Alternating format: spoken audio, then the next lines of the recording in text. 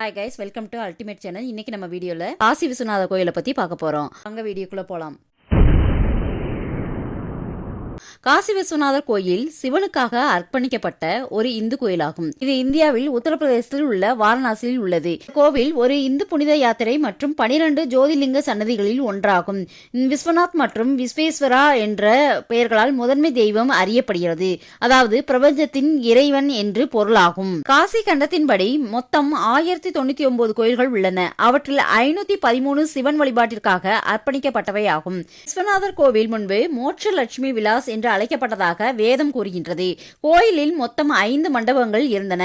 விஸ்வநாதனுடைய லிங்கமானது கற்பகிரகத்தில் அமைந்துள்ளது. மீதமுள்ள 4 மண்டபங்களில் கிழக்கில் அமைந்துள்ள ஞான மண்டபம், மேற்கில் ரங்க மண்டபம், வடக்கே ஐஸ்வர்ய மண்டபம் மற்றும் தெற்கே முக்தி மண்டபம் ஆகியவை அடங்கும். இந்த கோயிலானது முயிஸ் அல்தின் முகமது இபின் சாம் இந்தியாவுக்கு திரும்பிய போது தந்தவார் அருகே உள்ள கண்ணோஜினுடைய ஜெயச்சந்திரரை தோற்கடித்து பின்னர் காசி நகரை அழித்த போது ஆரம்பத்தில் ஆதி விக்னேஸ்வரர் கோயில் என்று அழைக்கப்பட்டது.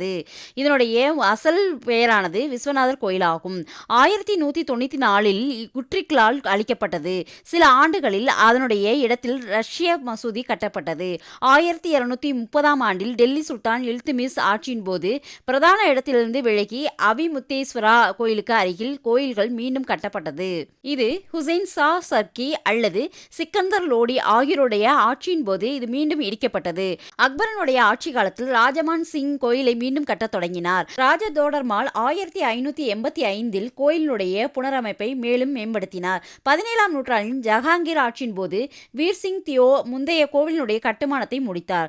1669இல் முகலாய பேரரசர் அவுரங்கசீப் கோயிலை அழித்து அதனுடைய இடத்தில் ஞானவாபி மசூதியை கட்டினார். பழைய கோயிலுடைய எச்சங்கள் மசூதியினுடைய அடித்தளம், தூண்கள் மற்றும் பின்பகுதியில் காணப்படுகின்றன. சன்னதியில் உள்ள பிரதான தெய்வங்களுடைய லிங்கமானது 60 சென்டிமீட்டர் அதாவது 24 அங்குலம் உயரமும் 90 சென்டிமீட்டர் அதாவது 35 அங்குலம் சுற்றளமும் கொண்டுள்ளது. வெள்ளி பலிபீடத்திலும் வைக்கப்பட்டுள்ளது. பிரதான கோயில் ஒரு நாற்கரம் ஆகும். அதாவது மேலும் அதை சுற்றியுள்ள மற்ற கடவுளுக்கான சன்னதிகள் இவற்றில் உள்ளன. இந்த வளாகத்தில் கால பைரவர், கார்த்திகேயா, அபிமுக்தேஸ்வரர், விஷ்ணு, விநாயகர், சனி, சிவன் மற்றும் பார்வதி ஆகியோருக்கு சிறிய கோயில்கள் உள்ளன. கோவில் ஞானவாபி அப்படின்னு அழைக்கக்கூடிய ஒரு சிறிய கிணறு உள்ளது. ஞானவாபி பிரதான கோயிலுடைய வடக்கே அமைந்துள்ளது. மேலும் முகலாயர்களுடைய படைப்பின் போது ஜோதிர்லிங்கத்தை பாதுகாக்க கிணற்றில் மறைத்து வைக்கப்பட்டது என்று ஜோதிர்லிங்கத்தை ஆக்கிரமிப்பாளர்களிடமிருந்து காப்பாற்றுவதற்காக கோயிலின் பிரதான பூசாரி லிங்கத்துடன் கிணற்றில் குதித்ததாக கூறப்படுகிறது. சபாக்கிரியாக அதாவது சபை மண்டபம் உள்கற்ப கிரகத்திற்கு சந்நிதி செல்லும் ஜோதிர்லிங்கம் கருவறையில் பிரதிஷ்டை செய்யப்பட்டு வெள்ளி மேடையில் வைக்கப்பட்டுள்ளது. கோவிலுடைய அமைப்பானது 3 பகுதிகளை கொண்டதாக உள்ளது. முதலாவது கோவிலுடைய 15.5 மீட்டர் உயரமான கோபுரத்தை கொண்டுள்ளது.